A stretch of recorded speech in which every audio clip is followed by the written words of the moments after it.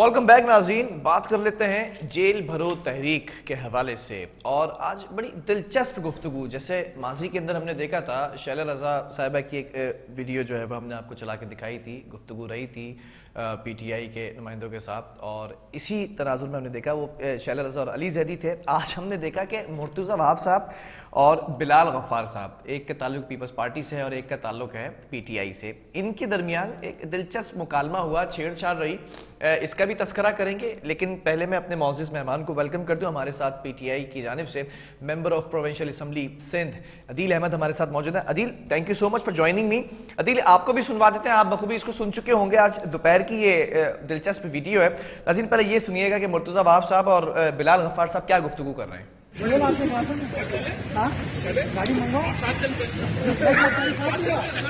मैंने पीटीआई का हिस्सा नहीं बना दी। सुना है सर, कराची की जेलों में जगह नहीं है। अगर बिलाल भाई जाना चाहते हैं मत जेल का ऑप्शन है, मत जेल का ऑप्शन है सर, मत जेल जाएंगे वो। मैं सबसे पहले मैं जाऊंगा।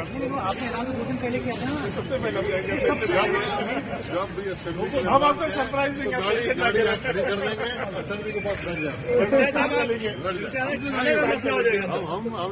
सर। 2 दरिया से खाना बना। शेख साहब ने शिकारपुर का मंच राजा। मैं ज़रा सा इसका खुलासा भी कर देता हूँ। कराची के अंदर जब ये आमने सामने हुए मुर्तज़ा वहाब और बिलाल गफ्फार, तो मुर्तज़ा वहाब ने बिलाल गफ्फार से पूछ लिया आप कब जेल जाएंगे, जिस पर जवाब दिया गया कि आप फिक्र न करें, सबसे पहले मैं जेल जाऊंगा और आपको सरप्राइज देंगे। जिस पर मुर्तज़ा वहाब ने बिलाल गफ्फार से कहा है कि चलें, जेल चलें। जिस पर बिलाल गफ्फार ने कहा कि क्या आप साथ चलेंगे, तो आप साथ चलें, मैं तैयार हूँ। जिस पर मुर्तज़ा वहाब कहते नजर आए कि मैं पीटीआई का हिस्सा नहीं हूँ, इसलिए जेल नहीं जाऊंगा। फिर ये कहा कि अगर आप चाहते हैं तो जमान टाउन को पार्क बना देते हैं, आप खान साहब से पूछ कर बता दें, कानून में इसकी गुंजाइश है। जिस पर बिलाल गफ्फार ने बड़ा मजे का खेज जवाब दिया कि यहां तो कानून मौजूद ही नहीं है। जिस पर एक आखिरी जो जुमला सामने आया, ये कहा गया बिलाल गफ्फार को छेड़ते हुए मुर्तज़ा वहाब ने कि अगर आप जेल जाएंगे तो हम आपको सहूलतें देंगे। और साथ साथ इम्तियाज शेख साहब भी मौजूद थे, उन्होंने ये ऑफर दी कि भाई अगर आप जेल जाने के लिए तैयार हैं तो हम आपको शिकारपुर का जो अचार है वो तोहफे में देंगे। बहरहाल ये एक दिलचस्प गुफ्तगू थी जिसका खुलासा आपके सामने रखा। अदील अहमद हमारे साथ ऑन कॉल मौजूद हैं, पीटीआई के एमपी हैं। अदील, सबसे पहले जानना चाहूंगा, ये दिलचस्प गुफ्तगू तो एक तरफ, लेकिन on a serious note, jail भरो तहरीक कहां तक पहुंची, कितने लोगों ने गिरफ्तारियां दे दी, खासतौर पर कराची विंग ने? बहुत शुक्रिया जी, आपने अपने प्रोग्राम में मौका दिया।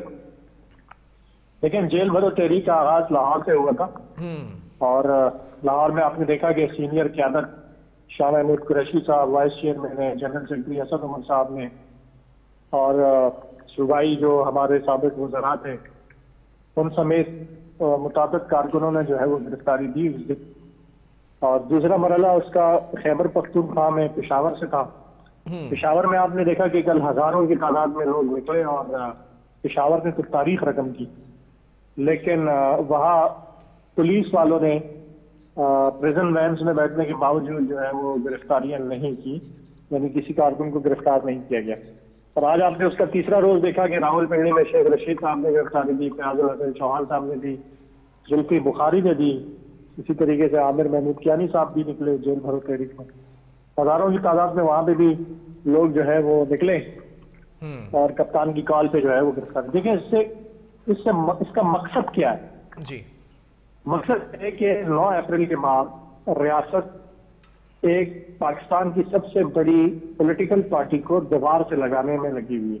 अच्छा, यानी वो सारी तवानाइयां जो कि सिक्योरिटी, मुल्क की सिक्योरिटी सिचुएशन पर सर्फ होनी चाहिए थी, वो तमाम तवानाइयां जो मुल्क की इकोनॉमिक सिचुएशन को बेहतर करने के लिए सर्फ होनी चाहिए थी, वो तमाम तवानाइयां जो अवाम की हालात को बेहतर बनाने के लिए सर्फ होनी चाहिए थी, वो तमाम तवानाइयां सिर्फ एक काम पे खर्च हो रही हैं, और वो है तहरीक इंसाफ को दीवार से लगाना, तहरीक इंसाफ की लीडरशिप को उठाना, तहरीक इंसाफ के कारकुनों को कैद करना, केसेस बनाना, झूठे मुकदमे बनाना, दहशतगर्दी के पर्चे करना, जेलों में डालकर तशद्दुद करना, नंगा करना, और इंसानी हकूक की तमाम तर हदें जो है वो पामाली की क्रॉस कर ली गई हैं।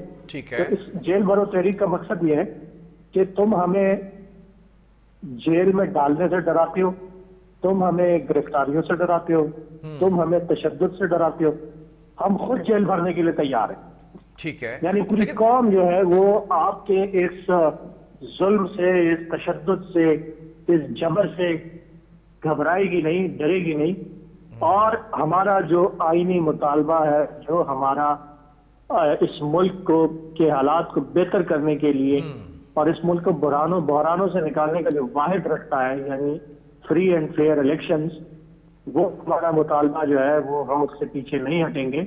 और इस मुतालबे के लिए पाकिस्तान में आइन की बालादस्ती कायम करने के लिए, पाकिस्तान में रूल ऑफ लॉ लाने के लिए, चाहे कोई भी कुर्बानी देनी पड़े, चाहे जेल जाना पड़े, पाकिस्तान के सारे लोग जो है वो जेल जाने के लिए तैयार हैं। ठीक है, लेकिन अगर पिछले इतवार की बात की जाए तो फिर कैंपेन चलाई गई थी इंसाफ हाउस पे भी, कराची से भी, कि जेल भरो तहरीक के लिए फिर फॉर्म जमा कराए गए थे चीज़ें। तो फिर कितने ऐसे कारकुनान हैं या फिर आम आदमी की बात कर ली जाए आपके साथ खड़े सपोर्ट में, बड़ी तादाद थी या एक नॉर्मली जिस तरह से कैंपेन चलाई जाती है वही हुआ?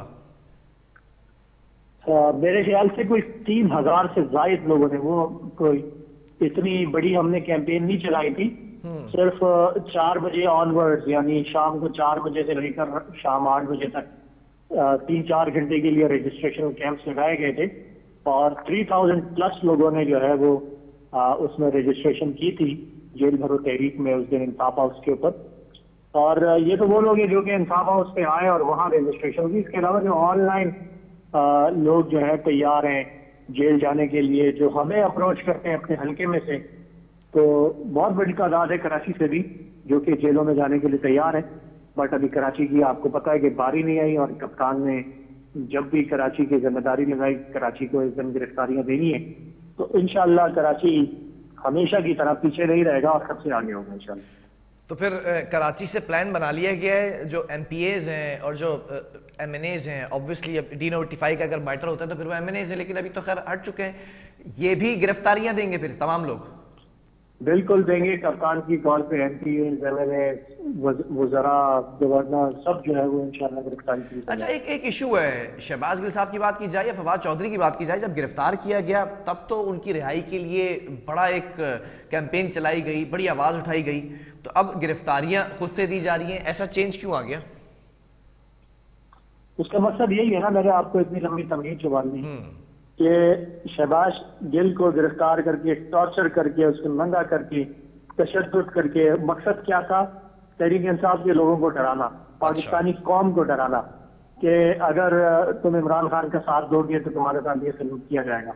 इसी तरीके से दीगर लोगों को गिरफ्तार करके तशद्दुद करने का मकसद यही है कि किसी तौर पे हकीकी आज़ादी की जो तहरीक है इसको दबाया जाए, इसको सप्रेस किया जाए, इसको रोका जाए।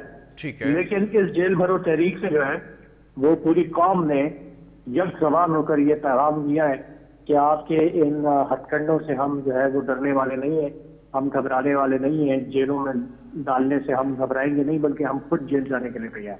ठीक है, ज़मीनी इंतखाबात की भी जरा एक इस पे भी कमेंट कीजिएगा, इस पर से क्यों अब फैसला किया गया है कि इंतखाबात नहीं लड़ेंगे? नहीं, हमने तो फैसला नहीं किया, हमने इस तरह का कोई फैसला नहीं किया कि इंतखाबात नहीं लड़ेंगे। वो तो अदालत ने जो है वो पाकिस्तान भर में जो इस्तीफे कबूल किए थे, स्पीकर ने उसको गैर आईनी करार देकर उसको वो कर दिया है, उस ऑर्डर को सस्पेंड कर दिया है। ठीक है, और वापस दोबारा MNAs को बहाल कर दिया गया। अदरवाइज हम तो नॉमिनेशन पेपर जमा करवा के इलेक्शन की कैंपेन में जा चुके हैं। आप देख रहे होंगे कि रोजाना की बुनियाद पर आफ्ताब सिद्दीकी साहब, असलम खान साहब और दीगर जो कराची के हल्के हैं वहाँ पे रोजाना की बुनियाद पर। अच्छा, कराची के अगर विंग की बात की जाए, तंजीम मामला में सदारत भी तब्दील हुई है, कोई इशू था ये नॉर्मली ये तब्दीली थी? नहीं, ये तो तंजीमी प्रोसेस का हिस्सा है कि बिलाल गफार साहब की जरूरत खान साहब को महसूस हुई कि इकोनॉमिक टीम में और मरकजी लेवल पर उनको डाला जाए, तो वो रूटीन चेंज किया है, वो शफलिंग की है रूटीन कराची के सदर पे आफ्ताब सिद्दीकी साहब को लेकर। चले, ठीक है, बहुत शुक्रिया। अदील अहमद MPA PTI से ताल्लुक हमारे साथ मौजूद है। जेल भरो तहरीक का आगाज़ तो हो चुका है, देखना ये कि कराची से कुर्बानी मांगी जाती है तो कौन कौन से ऐसे MPAs हैं या फिर रहनुमाओं की बात की जाए तो वो आगे बढ़ते हैं। लेकिन ज़राए के मुताबिक एक लिस्ट तैयार की गई है, उसके अंदर बहुत सारे ऐसे कारकुनान हैं या ऐसे लोग हैं जिनका पीटीआई से ताल्लुक़ है, उनको भी शामिल किया गया है, जो मंजर आन पर आना भी बाकी हैं। बहरहाल वक्फे की तरफ जाएंगे, उसके बाद बात करेंगे। नासिर हुसैन शाह साहब ने दौरा किया है मुकामात का जहाँ पर सड़कों की तामीरात की जा रही है दोबारा से, उसको डिस्कस करेंगे एक वक्फे के बाद।